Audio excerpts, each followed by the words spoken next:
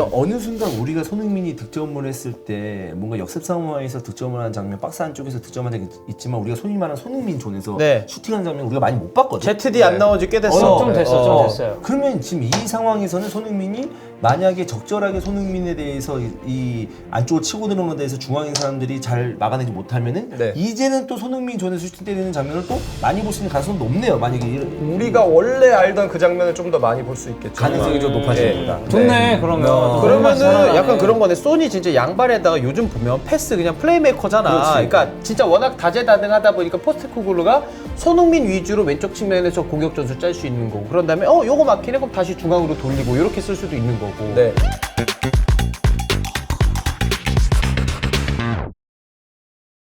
오랜만에 또 이제 장코치님 스페인에서 돌아왔기 때문에 우리 장코치님의 시선으로 보는 축구 선수 이야기를 하도록 하겠습니다. 손흥민 선수 이야기고, 토트넘과 뉴캐슬 경기를 저랑 이제 주원 형이 입중계하면서 놀란 게, 아니 톱으로 갖다 놔도 잘하는데 다시 또 왼쪽 윙으로 갖다 놔도 잘하네. 도대체 이 선수는 뭐야? 근데 전술적인 얘기도 이거는 좀 짚어보면서 하면은 더 좋지 않을까 싶어서 우리 장코치님에게 좀 부탁을 드렸습니다. 네, 그래서 이 뉴캐슬전 같은 경우도 저도 좀 보니까 약간 그러니까 손흥민 선수 개인을 이렇게 딱 떼놓고 얘기하기보다는 네. 방금 말씀 주셨던 것처럼 전체적인 틀을 보고 이해하시면은 조금 더 재밌는 요소들이 확실히 좀 있더라고요. 예. 특히 이제 뉴캐슬이라는 팀을 상대할 때 토트넘이라는 팀이 갖는 뭐 약간 이점? 예. 장점? 이런 것들이 있었는데 그런 것들에 대해서 조금 전반적으로 좀 얘기를 해보면 좋을 것 같습니다. 네. 자, 흰색이 토트넘이고 주황색이 뉴캐슬. 공격 상황 세팅인가요? 네, 일단 토트넘 공격 상황이라고 예. 가정을 하고 보겠습니다. 토트넘을 보게 되면은 시즌 한 중반까지는 그러니까 물론 경기죠 유동적으로 변하긴 하지만 큰 틀에서 포맷 자체는 4-3-3일 때도 꽤 있었거든요. 근데 이제 최근 경기들 보니까 뭐 아스톤 빌라전도 그렇고 이번에 뉴캐슬전도 그렇고 보니까 이제 거의 4-2-3-1이더라고요.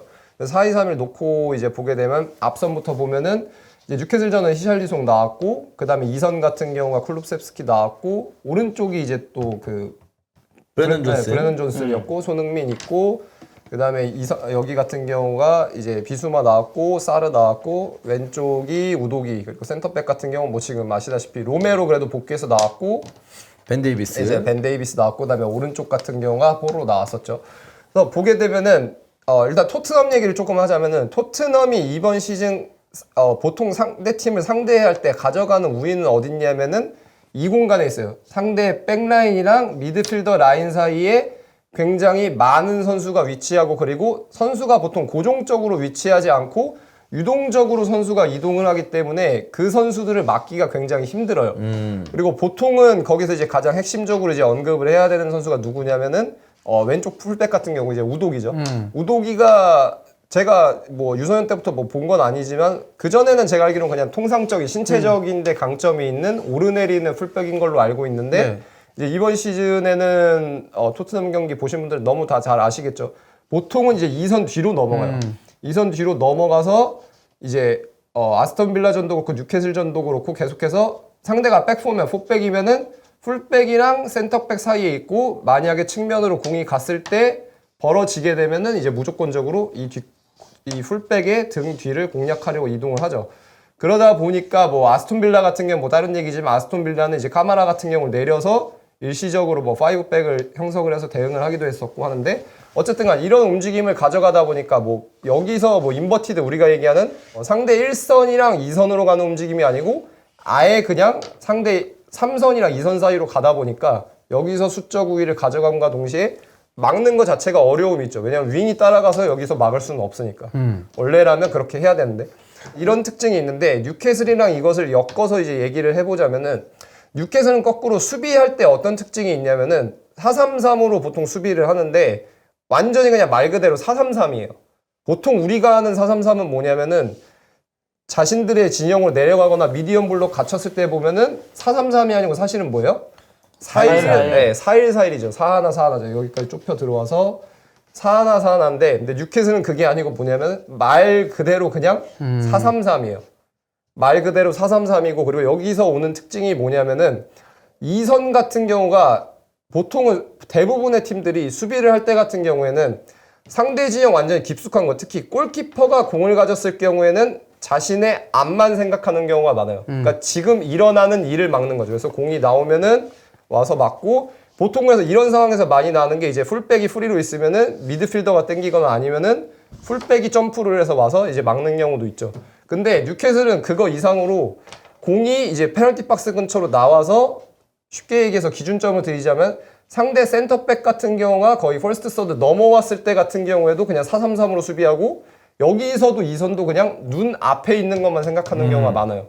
그러니까 이게 쉽게 얘기하자면은 등 뒤를 상대적으로 덜 고려하는 거죠. 그만큼 공격적이라는 얘기고. 그러다 보니까 이제 토트넘 경기에서 토트넘의 특성과 이런 뉴캐슬의 특성이 엮여서 이제 많이 나왔던 상황이 뭐냐면은, 센터백 같은 경우 공을 가졌을 때 보면 토트넘 입장에서 봤을 때 한 명한테 두 명이 고정되는 경우가 되게 많았어요. 무슨 말이냐면은, 센터백이 예를 들어서 두 명 중에 한 명이 공을 갖잖아요. 그럼 보통은 둘 중 하나한테 막으면서 9번 이나는 이삭이었으니까 보통은 이제 여기서 포워드가 오고 여기서 나오는 이 옵션을 사이드가 가서 막는 경우가 대부분이잖아요. 근데 뉴캐슬 같은 경우 이날 경기 보게 되면은 이삭 같은 경우가 사실은 거의 뭐 조금 약간 쉽게 얘기하자면 하는 게 없어요. 그러니까 여기서 오는 중에 이미 공격적이라서 여기 압박이 와요. 압박이 와버리고, 물론 여기서 이런 식으로 이제 나가는 경우도 있지만, 이제 경기 중에 많이 나왔던 뉴캐슬을 토트넘이 공략하기가 쉬웠던 장면을 보게 되면은 여기서 있을 때 뭐 비수마가 있거나 아니면 사르 같은 경우 넘어가는 경우도 있었으니까. 근데 보통은 한 명 있고 이제 사르가 넘어갔다고 할게요. 우독이 넘어가 있고, 우독이 넘어갔고 사르가 넘어가거나 혹은 이제 뽀로가 넘어가거나 하는데, 뽀로가 안으로 들어오고 사르 넘어갔고 비수마 같은 경우 있다고 하면은 여기서 무용지물이 된 상태에서 받고, 비마랑이스 같은 경우도 와서 받고, 이제 보면 그럼 비마랑이스가 6번 홀딩이 아니고 일자예요. 그러다 보니까 얘도 공격성이 있어요. 압박할 때. 눈 앞에 일어나는 일만 막는 거죠. 근데 그럼 여기서 와서 공이 나왔을 때 오게 되면은 여기서 이제 센터백을 막기 위해서 오고, 예를 들어서 뽀로가 있다고 치면 조엘링턴 같은 경우 오는데, 그러면은 여기서 이렇게 들어가기가 너무 쉬워요. 경기 중에서 이 상황이 굉장히 많이 나왔어요. 아예 한 단계를 넘어서 이제 패스를 넣을 수 있는 상황이구나. 네, 쉽게 얘기해서 1선과 2선 사이 공간에서 굳이 플레이할 필요가 없어지는 거죠. 뉴캐슬 입장에서 정리를 하자면은 압박의 메커니즘 자체가 1선과 2선 자체에 포커스가 맞춰져 있고, 3선 같은 경우가 동반이 되지 않는 경우가 너무 많아요. 혹은 뉴캐슬이 동반을 하고 싶었어도 동반을 할 수가 없던 게 뭐예요? 방금 아까 시작할 때 제가 말씀드렸던 것처럼 지금 그냥 여기만 딱 놓고 보세요. 이렇게 되면은 4명에 대해서 하나, 둘, 셋, 넷, 다섯, 여섯 명. 6대 4네. 네, 이렇게까지 걸리는 거예요. 이렇게 걸리니까 1선이 될래야 될 수가 없는 거죠. 이런 상황이 굉장히 자주 나오면서 전반적으로 토트넘이 경기를 조금 계속해서 조금 쉽게 풀어나갈 수가 있었던 거죠. 그러면은 지금과 같은 어떤 빌드업을 했을 때 네. 만약에 토트넘에 있는 뭐 양쪽 풀백들이 좁혔을 때나 네. 앞쪽에 있는 선수들의 키핑 능력이 떨어지거나 네. 패스 미스가 나온다면은 네. 오히려 토트넘이 지금 이런 상황에서 위기 상황에 놓여질 수 그렇죠. 있는데 앞에서 뭐 우독이라든지 뭐 네. 손흥민이라든지 뭐 네. 클루세스키야 뭐 그런 키핑 능력이 좀 되니까 네. 이런 거에 대해서 토트넘이 경기를 좀 편하게 풀어갈 수 있지 않았을까라는 생각도 드는데. 네네. 네. 그래서 아스톤 빌라전도 제가 이제 아스톤 빌라도 얘기하고 갔었잖아요. 그때도 이제 말씀드렸던 게 사실은 똑같죠. 아스톤 빌라 같은 경우 투톱이다 보니까 뭐 예를 들어서 4-4이면은 여기서 만약에 여기서 이 부분에서 넘어가기 전에 이 라인에서 턴오버가 발생하게 되면은 여기서 바로 2대2니까 거기서 리스크가 있을 수 있다고 말씀을 드렸던 건데 사실은 뭐 지금 같은 경기도 뭐 크게 다른 건 없죠. 그 개념 자체는 동일하죠. 그 개념 자체는 동일. 만약에 여기서 턴오버가 되게 되면은 여기서 되는 건 괜찮아요. 여기서 되는 거 같은 경우 일로 오더라도 압박할 수가 있으니까. 근데 이제 여기서 됐을 경우에는 뭐 2대3이 나올 수도 있는 거고 문제가 될 수가 있죠. 근데 이번 시즌 토트넘 같은 경우에는 일단은 박스 근처, 그러니까 퍼스트 서드 빠져나와서 센터백들이 일단 앞을 보고 공 잡게 되면은 그런 상황을 거의 안 주죠. 그런 상황을 거의 안 주고 되려 이날 경기 같은 경우에는 구조적으로 봤을 때 뉴캐슬 같은 경우는 그러니까 제 표현으로는 뭐냐면은 더 쉬워요. 압박을 해주는 게. 왜냐면 토트넘 입장에서. 네, 예. 저는 맨날 얘기하는 게 그러니까 제가 막 코치로 할 때도 그렇고 전반적으로 봤을 때 좀 더 까다로운 거는 안 나올 때예요. 우리가 얘기하는 로우 블록 해놓고 안 나올 때. 왜? 아, 그러니까 내려설 때. 네, 내려서는 거는 끄집어내야 되거든요. 그러니까 제가 맨날 얘기하는 것처럼 드리블해서 하나 고정시키고 고정시키면은 고정시킨 애 등 뒤에서 나타나고 해야 되는데 이거는 그걸 할 필요가 없는 거예요. 그냥 원래 하던 대로 구조만 갖춰놔도 계속 2선 등 뒤가 열리니까요. 그리고 이제 이런 관점에서 봤을 때 손흥민 선수가 굳이 사이드로 나왔던 것까지 이제 얘기를 좀 해보자면은 아까 제가 굳이 만들어놨던 상황 한번 있었잖아요. 여기서 지금 상황이 왔을 때 우도기가 보통 이렇게 우리가 얘기하는 풀백처럼 공을 안 받으니까 안 받고 안으로 들어가는데 근데 문제가 될 수 있는 상황은 뭐냐면 여기서 얘가 센터백을 압박을 하는 거죠. 그래서 안에서 바깥으로 몰아내는 형태로. 그러면은 순간적으로 활용할 수 있는 패스라인이 없어질 없지. 때가 있는데 그때 뉴캐슬전 같은 경우에 손흥민이 여기서 풀백처럼 나타난 거예요. 그리고 여기서 이제 많이 나온 상황이 뭐였냐면은 재밌는 상황이 뭐였냐면은 그러면은 이제 여기서 딸려 나오는 게 누구예요? 트리피어죠. 트리피어. 트리피어가 풀백으로 딸려 나오는데 딱 지금 구조만 놓고 보세요. 어디가 공간이 발생했어요? 여기로 주는 좀 많았어. 네, 센터백이랑 풀백 사이가 벌어졌죠. 네. 근데 아까 말씀드렸던 것처럼 뉴캐슬은 이선이 일어나는 일만 생각하지 일어날 수도 있는 일을 수비하지 않아요. 눈앞에 있는 것만 한다 그랬잖아. 네, 아까. 그러다 보니까 여기서 그러면 우도기가 빠져나가고 그리고 여기서 손흥민 같은 경우가 경기에서 꽤 자주 나왔거든요. 이날 장면 보면은 제가 세보진 않았잖아요. 숫자를. 여기서 손흥민 같은 경우 오른발잡이로 바디 포지션 열어놓고 잡으면은 원터치 혹은 투터치로 돌려요. 돌릴 수 있고. 그럼 여기서 프리맨으로 밟는 게 누구예요? 클룹셉스키였죠. 그리고 여기서 왔을 때 같은 경우에 뭐 여기서 이게 사르였던 경우도 있고 이날 경기 같은 건 보통 이제 브랜던 존슨이 안쪽으로 많이 들어오더라고요. 그래서 이게 오른쪽 센터백이랑 오른쪽 풀백 사이고 히샬리송까지 있으면은 여기서 클룹셉스키에서 앞을 보고 이 패스가 들어가는 거죠. 이 히샬리송이 받는 패스 혹은 히샬리송한테 센터백이 따라왔으면은 여기서 브레넌 존스한테 가는 패스. 그럼 결국 이거는 우도기가 저런 식으로 2선 공미처럼 올라가는 것도 손흥민의 이런 동선이랑 좀 연관을 지을 수밖에 없겠네요. 그쵸. 특히 왜 그래? 물론 손흥민 선수 같은 경우는 양발잡이기는 하지만 기본적으로는 뭐 오른발잡이긴 하잖아요. 그러다 보니까 우도기가 있고 이제 손흥민 같은 경우가 있을 때 딸려 나오면은 이제 되는 거죠. 여기서 같은 경우가 클룹셉스키가 프리맨이 될 수밖에 없는 거죠. 왜? 얘가 여기 있다가 무조건 얘는 등 뒤로 가니까. 그러면 지금 이 우도기가 하고 있는 동선이 네. 그 지로나 미겔이랑 조금 비슷하다고 봐도 되나요?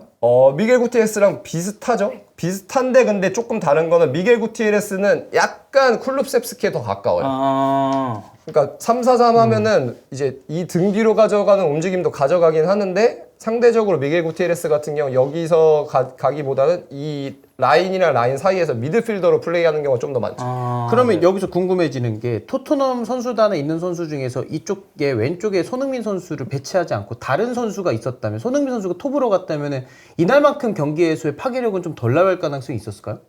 저는 그렇게 생각해요. 그리고 그러니까 이날 제가 뭐 기자회견은 못 봤어요. 예. 원래는 이런 거 있으면 제가 이제 바로 보는데 저 비행기에서 봤다 보니까 못 봤고 제 생각에는 뭐 만약 힐이 나왔어. 힐이 났으면 안 되죠. 이렇게 안 되죠. 왜냐면 힐은 완전 왼발잡이고 바디 포지션 잡고 왼쪽 잡았을 때 이걸 활용하기가 조금 안쪽으로 더 주기 힘드니까. 조금 더 어렵죠. 그 아까 손흥민이 했던 그 원터치나 이런 게 이제 안 나올 수가 있으니까. 그렇지. 왜냐하면 여기서 지금 그 좀 말씀을 드리면 여기서 이제 오른발잡이냐 왼발잡이냐라는 게 왜 중요하냐면 왼발로 여기서 안쪽으로 패스도 할 수 있잖아요. 그렇죠? 근데 왼발은 수비와 가까워요. 수비발에 걸릴 확률이 높습니다. 네. 그러니까 왼발 자체가 수비와 가까우니까 오른발을 치면 수비를 등진 상태에서 또는 수비와 먼 발을 사용해서 안쪽으로 주기 때문에 커트 당할 가능성이 그쵸. 굉장히 적죠. 훨씬 적죠. 그래서 양발잡이에 대한 메리트가 엄청 큰 그렇죠. 거고. 그런 것도 생각을 해야죠. 그리고 이제 재밌는 게 하나 뭐냐면 이건 약간 여담일 수도 있는데 이 백스리 해가지고 그래서 백스리 해가지고 윙백한테 이거를 할 것을 굉장히 많이 요구하는 감독이 누구냐면 콘테예요. 그래서 콘테 팀을 보시게 되면은 오른발잡이 왼쪽 윙백이 굉장히 많아요. 돌아보게 페리시치 같은 경우는 뭐 양발이고. 네. 그렇지, 양발이지. 유로 때 같은 경우 대표팀 때 보면은 자케린이었고 그 다음에 보면 애슐리 형도 있었고 뭐 그 다음에 뭐 인테르 지금 센터백 주로 나오네 맨유 있었던 애 갑자기 이름이 다르미안? 네, 다르미안 같은 경우도 그렇고 콘테 같은 경우가 5백 대 5백으로 하면은 윙백이 윙백을 이렇게 맞잖아요. 그러다 보니까 앞을 볼 수 있는 상황 자체가 안 나오니까 그때 여기서 원터치로 그냥 한 번에 돌려놓게 하고 보통은 이제 그러다 보니까 콘테 같은 경우는 3-4-3 하거나 3-5-1하든 공격수를 등지고 만들 수 있는 애를 선호하죠. 케인, 루카쿠, 뭐 라우타로, 뭐 안에 디에고 줬을 코스타, 그다음에 이탈리아 대표팀한테 그라치아노 펠레. 다 보면 여기서 그냥 한 번에 그냥 딱 돌리고 등부하고 받았을 때 내주고 여기서 백라인 보고 플레이. 네, 콘테 같은 경우가 이거를 좀 많이 요구하죠, 되게. 근데 되려 손흥민 선수 같은 경우에는 콘테 감독이 있을 때는 이렇게 한 적이 제가 기억으로는 없거든요. 이 역할을 한 적이 없는데 되려 포스테코글루 감독이 있을 때 이번 경기에서 나왔고 여기서 굉장히 재미를 많이 봤죠. 그러면은 이제 이런 축구를 할 수 있는 이유가 뭐냐면 사실 이제 풀백이라는 자원, 우독이라는 자원이 워낙 기술이 좋고 네. 볼을 쉽게 뺏기지 않고 네. 볼을 잘 차기 때문에 키핑이 되기 때문에 이런 걸 할 수 있는 거 아니에요. 네. 그래서 어쨌든 이렇게 넘어왔을 때 손흥민도 공간을 향해서 뛰어 들어갔을 때는 네. 본인의 역할을 이 윙 포지션에서 할 수 있는 거니까. 네. 또 그런 장면들이 나와서 측면에서 많이 털어내면서 네. 득점까지 도와줬으니까. 네. 그러면 지금 이 뉴캐슬 전만 봤을 때는 이 히샬리송이 이 정도의 어떤 그 득점력을 보여주고 득점력 어쨌든 감을 유지해주고 브레넌 존슨이 뭐 단순하긴 하지만 본인의 기동력을 살려서 측면을 털어주고 손흥민 중심과 우독이 중심으로 해서 측면을 이런 식으로 전술적으로 사용한다면 이 전술이 앞으로 많이 나올 수도 있겠다. 네. 라는 얘기. 네. 아. 그리고 특히 좀 괜찮은 게 그 아까도 제가 잠깐 얘기를 했지만 시즌 초반에는 이 전체적인 포맷으로 보면 4-3-3에 가까울 때가 좀 더 많았거든요. 제가 봤을 땐 근데 모르겠어요. 그러니까 부상 때문에 어쩔 수 없이 변화를 가져간 걸 수도 있긴 한데 이제 오른쪽에 이제 많이 좀 나오고 했던 게 클룹셉스키가 오른쪽 아예 그냥 나왔었잖아요. 근데 클룹셉스키가 4-2-3-1에 가깝게 해서 3의 중앙으로 나왔을 때도 제가 봤을 때는 꽤 괜찮아요. 아스톤 빌라전 같은 경우도 이게 꽤 주요했던 장면들이 있었고. 그러니까 클루셉스키가 봤을 때 측면에서 좀 체력이 빠지거나 잘 안 풀리는 경기를 봤을 때는 본인이 볼을 밀고 들어가면서 뺏기는 경우가 있기 때문에 답답하다. 볼에 대해서 볼을 너무 좀 오래 갖고 있는다. 이런 거 있지만 사실 좀 더 디테일하게 보면 볼 소유를 잘하면서 어쨌든 이동을 시킨다는 그 능력은 사실 출중하거든요. 사실 클루셉스키가 약간 우당탕탕 보일지언정. 네. 그리고 이게 공을 정면으로 가졌을 경우에도 수비를 벗겨내는 드리블도 있지만 공간에 대한 드리블을 순간적으로 빠르게 해서 고정시키고 거기서 나오는 또 프리맨을 활용할 수 있는 능력도 충분히 저는 있다고 보거든요. 최근 경기들에서 그런 게 꽤 잘 나오고 있고 물론 메디슨이 있는 게 베스트 플랜이긴 하겠지만 메디슨이 없기 때문에 이 플랜도 이제는 가동할 수 있게 됐고 그리고 로셀소까지 또 살아났기 때문에 저는 약간 토트넘 입장에서 보자면 길게 봤을 때는 전화위복의 관점도 좀 있지 않나 그렇게 생각을 합니다. 그럼 수가 좀 많다고 봐야겠네요. 네, 이제는 포스텍이. 그러니까 조금 딴 얘기인데 예를 들어서 제가 바르셀로나 경기 같은 경우 이번 시즌 중계를 하다 보면은 플랜 A가 잘 안 먹히는 경우가 되게 많아요. 그러다 보니까 뭐 셀타전, 마요르카전 뭐 다 해가지고 이제 후반전에 뒤집는 경우가 많았는데 그런 관점에서 그래도 제가 바르셀로나 높게 차비랑 평가를 하는 거는 선수단 체질 자체가 확실히 개선이 돼서 가져갈 수 있는 경우의 수가 경기 중 상황에 따라 되게 많다는 거거든요. 그리고 거기서 경기를 실제로 뒤집고 있고. 근데 이제 토트넘 같은 경우도 상황에 따라서는 그렇게 가져갈 수 있는 이제 경우의 수가 훨씬 더 많아진 거죠. 그러면 이제 이런 전술을 썼을 때 뉴캐슬전에서 굉장히 훌륭하게 전술을 사용을 했었는데 그러면 이제 뭐 뉴캐슬에 대한 궁금증인데 네. 왜 이렇게 수비를 하는 거예요? 그러면 얘네들은 그러니까 왜 자꾸 이렇게 소위 말해서 뒤가 없는 어떤 앞만 보고 수비한다라는 게 반대로 얘기하면은 좀 무식하다라는 느낌도 들잖아요, 사실. 네네네. 왜 이런 식으로 스타일을 가져가는지. 근데 제가 봤을 때는 선수단 애초에 체질 자체도 거기에 최적화되어 있었고 피지컬적으로 특히 그리고 중앙 미드필더나 네. 뭐 측면의 속도나 뭐 이런 거 봤을 때. 그리고 선수가 추가 영입된 것들을 보더라도 거기에 최적화되어 있는 거죠. 그리고 이미 이거는 뭐 제가 들어가 보진 않았지만 제가 맨날 얘기하는 구단 게임 모델 관점에서 이거를 아마 연속성을 가져가려고 하는 것 같아요. 왜냐면 이게 방금 설명드린 걸로 봤을 때는 토트넘이라는 팀의 특성상으로 봤을 때 왜 이렇게 이거 안 좋은 방법이다 그냥 절대적으로 이거 왜 이렇게라고 느끼실 수도 있겠지만 사실은 이렇게 축구에서 지난 시즌 챔스까지 나간 팀이거든요. 그리고 거기에 분명히 최적화가 돼 있는 건 맞아요. 근데 상성상 봤을 때 그러니까 토트넘이라는 팀이 가져가는 이 센터백 2명만 남겨놓고 보통은 백스리 하는데 백스리도 안 하고 그냥 센터백 둘만 남겨놓고 하는 공격에 좀 피해를 많이 볼 수밖에 없는 특성인 거죠. 그런데 그 와중에 이제 토트넘이 공격을 했을 때 손흥민이 워낙 초반에 잘 털어냈기 때문에 네네. 경기를 좀 쉽게 갈 수 있었다. 네. 그럼 마지막으로 네. 이 전술을 쓴다면 네. 손흥민이 어떤 득점보다는 네. 그 공격 포인트가 좀 늘어날 가능성이 높은가요? 그러면은 이런 느낌의 전술을 쓴다면? 이게 이 뉴캐슬전이 그러니까 어떤 거랑 비슷하냐면은 무리뉴 토트넘 오고 첫 번째 시즌 중에 부임했을 때 그 첫 번째 시즌이랑 비슷하죠. 그때가 완전 처음에 기억하시는 분 계실지 모르겠는데 그때가 완전 처음에가 3-4-3이었거든요. 네. 3-4-3이어서 있고 여기가 델레알리 있고 손흥민 있고 케인 있고 그다음에 여기가 모우라 그리고 오른쪽이 오리에였거든요. 그때랑 좀 더 비슷해지죠. 온전하게 여기서 1대1에 집중하는 형태. 그러니까 어느 순간 우리가 손흥민이 득점을 했을 때 뭔가 역습 상황에서 득점을 하는 장면, 박스 안쪽에서 득점하는 게 있지만 우리가 손이 많은 손흥민 존에서 네. 슈팅하는 장면 우리가 많이 못 봤거든. ZD 안 나온 지 꽤 됐어. 좀 됐어, 좀 됐어요. 그러면 지금 이 상황에서는 손흥민이 만약에 적절하게 손흥민에 대해서 이 안쪽으로 치고 들어오는 데에서 중앙에 있는 사람들이 잘 막아내지 못하면은 네. 이제는 또 손흥민 존에서 슈팅 때리는 장면을 또 많이 볼 수 있는 가능성이 높네요. 만약에 우리가 원래 알던 그 장면을 좀 더 많이 볼 수 있겠죠. 가능성이 좀 높아지는 거다. 좋네, 그러면. 그러면은 약간 그런 거네. 소니 진짜 양발에다가 요즘 보면 패스 그냥 플레이메이커잖아. 그렇지. 그러니까 진짜 워낙 다재다능하다 보니까 포스트코글루가 손흥민 위주로 왼쪽 측면에서 공격 전술 짤 수 있는 거고. 그런 다음에 요거 막히네 그럼 다시 중앙으로 돌리고 이렇게 쓸 수도 있는 거고. 네. 어. 그러니까 손흥민 선수에 대해서 약간만 더 얘기를 해보자면은 콘테 감독 이제 마지막 시즌 같은 게 워낙 좀 또 안 좋았잖아요. 네. 그러다 보니까 이제 안 좋게 기억하시는 분들이 많은데, 근데 되려 득점왕도 콘테 감독 밑에서 했단 말이에요. 그쵸. 그리고 그때 같은 경우 보게 되면은 케인이 내려와서 등지고 받고 센터백 하나 끌고 돌아서면은 여기서 이거 뛰고. 들어가면서 이제 여기서 재미를 많이 본 거잖아요.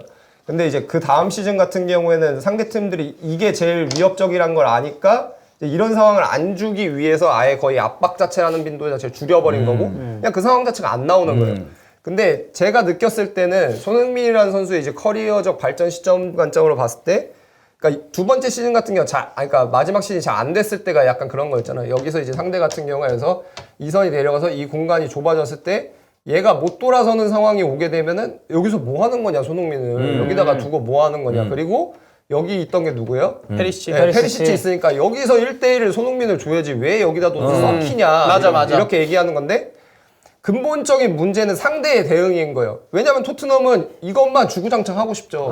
주구장창 여기서 돌아서 잘 됐으니까. 네, 그게. 근데 상황을 안 주니까 못한 거고 그리고 손흥민 커리어 관점에서 봤을 때 제가 봤을 때 이때 조금 얻어간 게 있는 게 뭔 것 같아요. 모르겠어요. 선수 개인이랑 제가 얘기를 해보진 않았으니까. 근데 좁은 지역에서 패스. 등지고 플레이가 굉장히 좋아졌어요. 그러니까 여기서 우리가 흔히 얘기하는 여기서 봤을 때 9번이 아니고 본인이 상대 라인과 라인 사이에서 받고 여기서 뭐 모우라 같은 게 넘어왔을 때 여기서 3자 앞을 보는 선수한테 주는 플레이 이게 제 생각에는 이 기간 동안 굉장히 많이 좀 올라갔거든요. 근데 그러면 지금 네. 말하는 어떤 장점들이 네. 오히려 메디슨이 영입되면서 네네. 그 장점을 더 승화시킬 수 있는 네. 상황이 벌어지지 않을까? 네. 안 왔을까 초반에? 네. 그리고 그게 되기 때문에 지금 9번으로 나와도 괴리감이 전혀 없는 거죠. 그래서 이제 네. 뒤쪽에 있는 메디슨과 네. 함께 호흡을 네. 잘 맞출 수 있다. 네. 아. 보시면은 받고 손흥민 선수가 9번 나왔을 경우 9번일 경우에 9번 포워드일 때 받고 돌아서 가지고 막 뒷공간으로 패스하고 캐린처럼 그렇게는 안 해요. 네. 그리고 이제 저번에 언제였지? 경기 한번 끝나고 그 운동장에서 인터뷰 하잖아요. 인터뷰할 때 뭐 골 많이 넣고 있고 9번으로도 잘하고 있는데 뭐 이제 뭐 케인 얘기했더니 근데 이제 손흥민 선수가 얘기하는 게 해리는 어나더 레벨이다. 그러니까 제 생각에는 그 어나더 레벨이라는 게 이걸 얘기하는 거예요.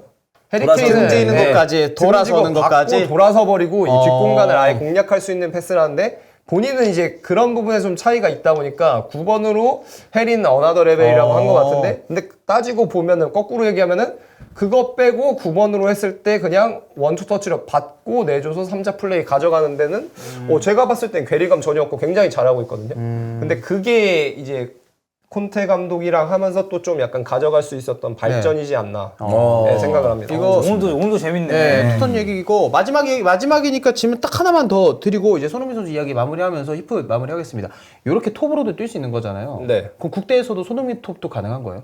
제가 봤을 땐 충분히 가능할 것 같아요. 근데 클린스만 감독이 그렇게 쓸지는 사실 모르겠잖아요. 근데 제가 봤을 땐 9번이 제가 생각했던 것보다도 괴리감이 훨씬 없어요. 경기를 보게 되면. 예. 그리고 이렇게 나와서 받는 걸 하다가 이제 또 양자택에 걸리는 거죠. 또 나와서 받게 쨌을 때 그때 어떻게 하는 거야? 돌아뛰고. 그리고 그게 본인의 최대 강점이고.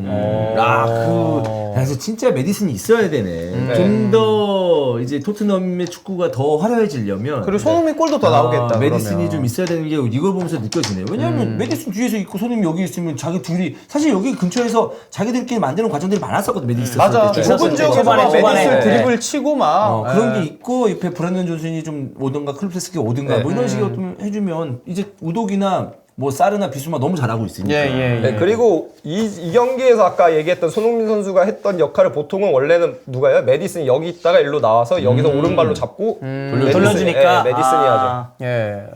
자, 3주 만에 보는 건데 오늘 또 장코치님 어떠셨는지 오랜만에. 토트넘 얘기했을 때는 예. 뭐 이제 이 정도 얘기는 할 줄 알았거든요. 예. 사실 저희가 입중계 때도 네, 다 그냥 얘기했던 봤으니까. 예. 그런 얘기였는데 예, 결이 똑같았어요, 오늘은. 결은 똑같은데 굉장히 그 내용이 풍성하고 예. 더 그 이상이었네요. 예, 네, 그렇습니다. 그렇습니다. 네.